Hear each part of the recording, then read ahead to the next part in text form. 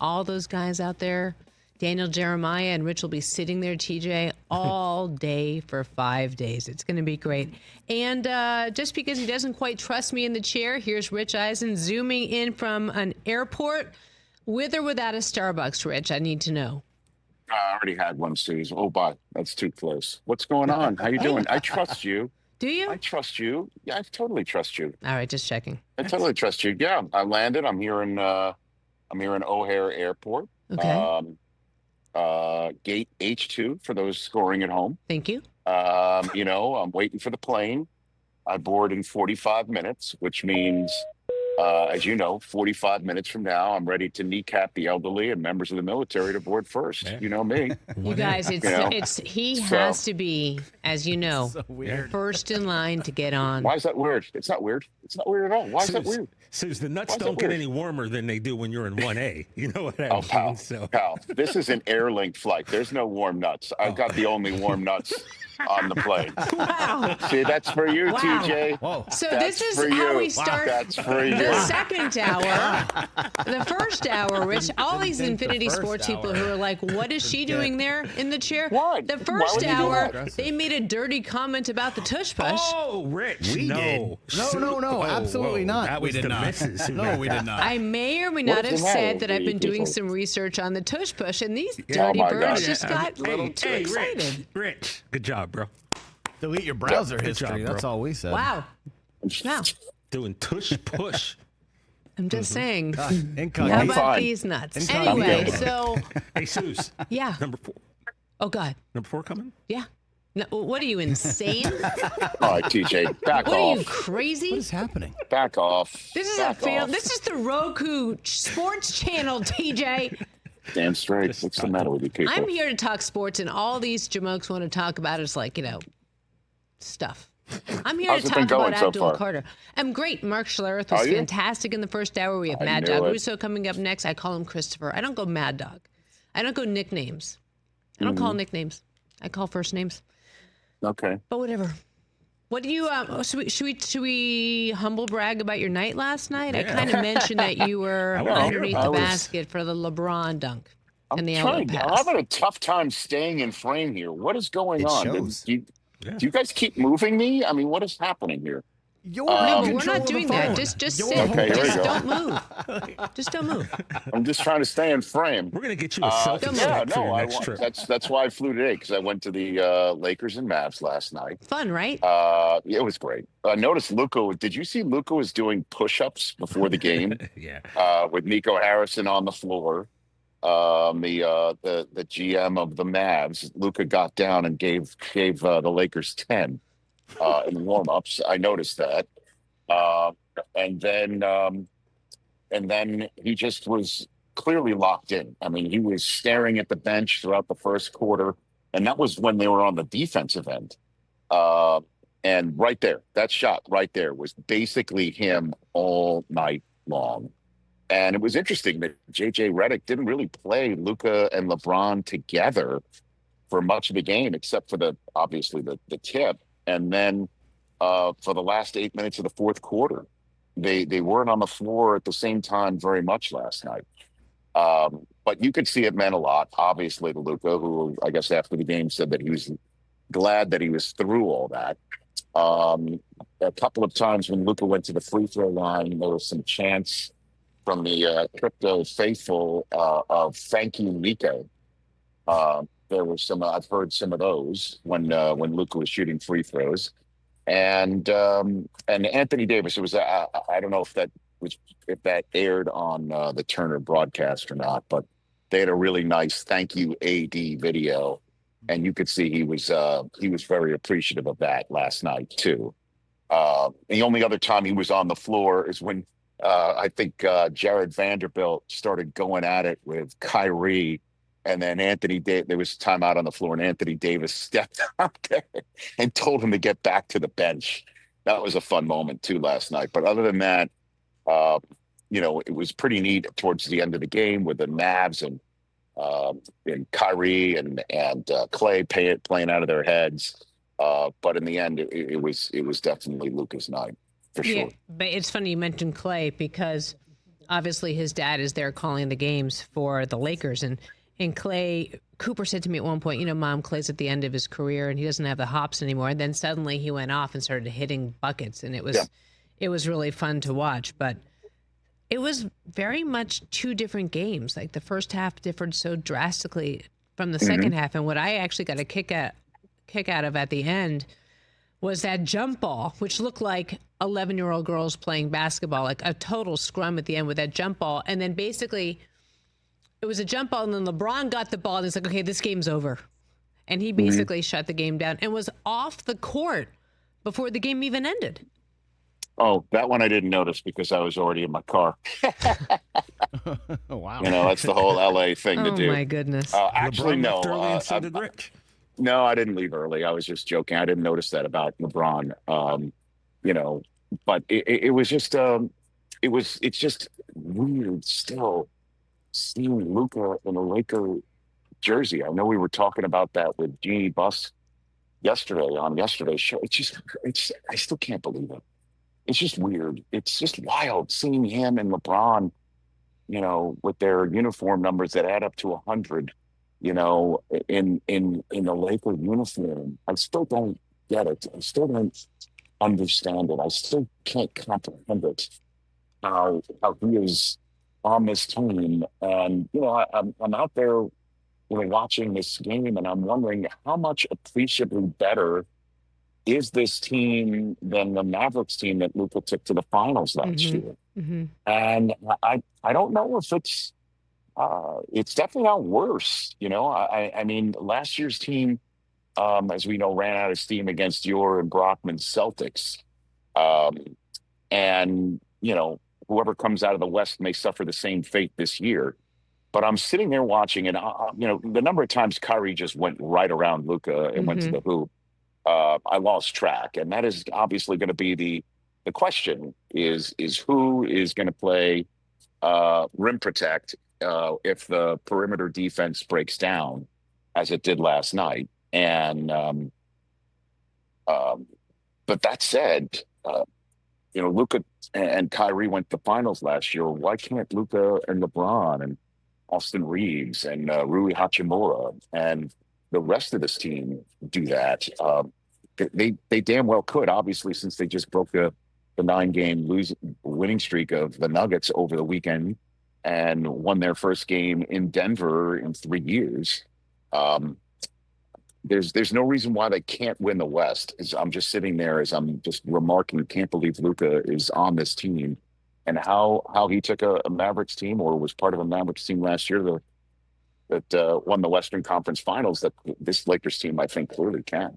Yep, and still the Mavs out so many players. They were so shorthanded last night, and you think, as tight as the game was, and the Lakers were up by 16, I think, in the first half, and then they pulled within one or two at the half, and then went ahead to win. But you have to think, with Anthony Davis coming back, with so many other players coming back, Kyrie had 35 last night. He played lights out. You have to wonder whether or not, and then you look at this guy with so much talent. Has he finally settled down? And is he becoming the player that he should be with all of his talent? Because his ball handling skills are so spectacular, left, right, all over the place. I don't know. I mean, it'll be fascinating to see whether or not Luka was enough to bring this home for the Lakers. I could see you transitioning. Are you transitioning? I could see you transitioning to another subject. Well, I know when you transition to another subject. I could tell that. Well, if you really want me to, what I'll do is I'll put on my glasses and then I'll do the Bryant that's Gumbel. part of the transitioning. There you go. What's next? Moving on. What's next? Moving on. Yeah. To the combine that takes center stage in the National Football League. And a Penn State defensive end who thinks he should be number one. Roll sound. It's very important for me. That's one of the goals I made before the season. Something I always talked about. It's what I work for. And I feel like I'm getting close to that. Just got to keep working, keep putting the effort in, and I'm going to accomplish my dream. How realistic do you feel like it is to go number one this year? I feel like it's very realistic. And I feel like I'm the best player in the country, and the best player should be selected number one. I hear you, Abdul Carter. I hear you. I What do love you make of that? Like that. I love it.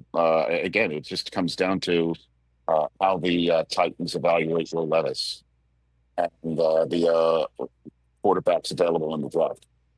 That's it. That's what it comes down to. because if they're not completely sold on these quarterbacks in the draft and feel Will Levis is the guy that they can go into year 2 with, you know, then they can 100% just take Abdul Carter, rip the knob off, and hope he turns into the next Myles Garrett or Micah Parsons. I was going to say Obviously Micah you're putting Parsons, up his yeah. number 11. Mm-hmm. You know, the uniform number of Micah from the same institution of higher learning. You know, so that's the question. And he clearly is all that. He jumped off the screen every single time Penn State played. You knew exactly where he was.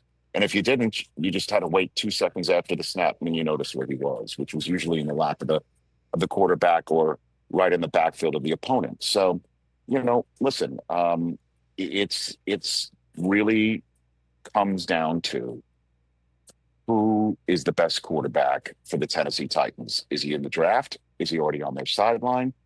Or can they go ahead in the next 2 weeks and make this decision obvious by snagging somebody from free agency? And that's all part of the piece of the puzzle that we'll be talking about over, you know, the first day of our combine coverage, which is the front seven. And, you know, obviously Abdul Carter's not going to be out there working out. But the question is, do the Titans feel they have their quarterback right now?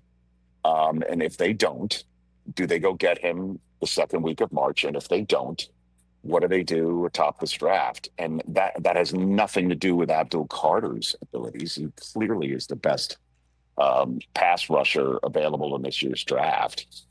He may not be the best defensive player. You know, that could be Travis Hunter, who I assume we'll be hearing from tomorrow when the defensive backs have their say at the podium. But it doesn't surprise me to hear Abdul Carter say that, and it's not him being boastful. He is worthy of the number 1 overall pick, that's for sure. Yeah, and the Titans have said that they know that he can play both ways. And so the question will be, if you're taking the best player out there, how do you pass over Hunter? I mean, I think that's my question. Yeah, no, we have no idea. You know, it's interesting. I think, Chris, you said before the end of the show yesterday, did Andrew Berry come out and say that he thought that Travis Hunter was a wide receiver first? Yeah, was he the one who said that? Yeah, Andrew Berry said they're viewing him as a wide receiver first, which is the first person we've heard to say that. To do that, yeah. Right? And you know, and again, I find that fascinating that he would say something like that, and it's believable. And the more I think about it is, how do you not take somebody who is as unique as him? That said, somebody like him who takes half of the field away defensively and lights up a scoreboard offensively, is that better than going ahead and taking your future quarterback? Is that better, if you're Tennessee, than the best pass rusher in the draft? Completely different from last year's draft, when we knew the first 3 players were going to be quarterbacks, and wondering if it was maybe the first 4 players who were going to be quarterbacks as well. It's a totally different year, completely different, where free agency plays a massive role in how the draft plays out in late April. That's 2 weeks away. So good thing we got a combine to keep us occupied, you know.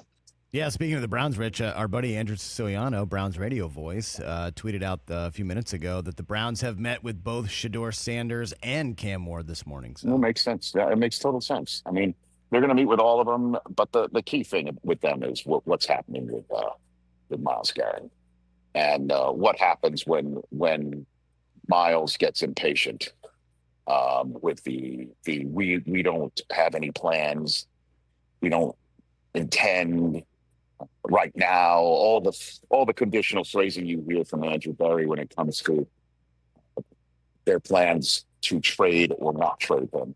What happens when Myles Garrett gets antsy? Does he make more of an interview round? Does he become a little bit more vocal? All I know is, in the short term, last night, Myles Garrett was at the Lakers-Maverics game in Los Angeles. He was, in fact, there. I did not see him, but I know he was there. And although he was up at a suite, he wasn't down on last night's Celebrity Row was a little light. I'll be honest with you. I'm surprised. Yeah, I know. I thought it would be pretty heavy. I saw Jack's kids. I saw Cuban. Um, Nobody else. Just the usual suspects. Yeah, I saw Lou Adler in his seats. Lou Adler was there. The usual suspects. The guy you call if you get in an accident was there. Jacob and Ronnie. He was there from Los Angeles. Also, Kareem was there. Oh, Yep. I did see him. I'm kind of burying the lead. The top two scorers in the history of the NBA were in the building last night. Who else can I tell you about? Oh, yeah. Luka wasn't the only one dropping dimes. Kurt Ramos's kid had a dime right next to him. wow. What else? I like your style. Yeah. So Luka had a triple-double. LeBron had a double-double, and Kurt's kid had just had a double. Hey, Rich, Kevin Stefanski just spoke. Is this on? Yeah, I know you're name dropping, but Kevin Stefanski just spoke about Myles Garrett. Let's just listen to the sound. Oh, okay. I think the world of Myles. I understand the business of football, and I understand these things happen from time to time. But I expect Myles on our team this year, next year, the year after that, and so on. He's part of the present. He's a part of the future. Oh my goodness. Oh my. Do you have Jay Felly? Can you give me what were they really thinking? Can you give me that? Wow. I always love doing that when it comes to a coach. Don't mean What were they really there you thinking? go. Very good. Look at you right on it. Okay, here's what he's really thinking. Kevin Stefanski, 2-time coach of the year. This is what he was really thinking. You really think I want Myles Garrett traded? Do you also think I have any control over the situation? Of course I have no control over the situation. This is just me using this microphone and using you folks in the media to let Myles know I love him. I don't want him going anywhere. And this is me telling Andrew Berry, I don't want him going anywhere. Fix this thing. Can you fix this thing, Andrew? Can you fix this thing? With my guy, our guy? Of course not. I don't want him going anywhere, but unfortunately I can't control any of this stuff. Did I really want Deshaun Watson's Achilles to bust? And did I want him to be a bust almost pretty much before all that? Of course I didn't. I'm a 2-time coach of the year. I know what I'm doing here. I need a pass rush. I need to win, and I want to win. I have no control over it. So next question. That's what it was. Yeah, but there's nothing worse than an unhappy player, Rich, and you know that. So. Oh, I know that. But what are they going to do? Listen, the guy's 29 years old. He's at the top of his game. He knows he's got 3 or 4 years maybe at the top of his game left, potentially. He probably knows his body better than anyone else. He also went to the Pro Bowl. He was hanging out with everybody who's just coming off of great playoff seasons. He also got a taste of it last year. He saw what was going on with Joe Flacco 2 years ago, and even that went bust. And he knows that this coming year, Deshaun is out. Who's going to be coming in? And who's going to be drafted? And are they rebuilding again? And whatever answers he got at the end of the season certainly weren't enough for him. So the Browns are in a complete rock and a hard place, and that is exactly what's informing what's going to be done at the number 2 overall selection. Mm-hmm. So again, last year's draft was rookie quarterbacks. We knew a ton were going to be taken. The only question was how many to start the draft. And then we knew Marvin Harrison Jr. was available with Malik Neighbors. So you knew there were top flight wide receivers and quarterback faces of franchises, future faces of franchises galore. This year, you're wondering if the top quarterbacks would even crack the top 10 from last year's draft. The top wide receivers are not in the neighborhood of Malik Neighbors and Marvin Harrison Jr. And free agency plays a massive role in what somebody's going to do first overall, second overall, potentially third overall if the Giants jump in and decide that they're going to go with a free agent. And then which free agent is going to sign and then wind up being this year's Kirk Cousins, finding out on draft night that a rookie's coming anyway. I think that's the setup to the combine coverage and the draft with yards. All right, Rich, they're boarding your flight. You got to go. No, they're not actually. But I got to be honest with you. Suze, this is going to be killed. Look, this person's asleep. This already got an eye on his guy. I mean, and I got to be honest with you, honey. I'm going to dump you for Chris Russo right now because he's up next, and I got to get to commercial. So love you and leave you. Safe flight, honey. Catch the Rich Eisen Show live weekdays from 12 to 3 p.m. Eastern on Roku Sports Channel in the U.S. Search Rich Eisen Show on your Roku device for daily replays.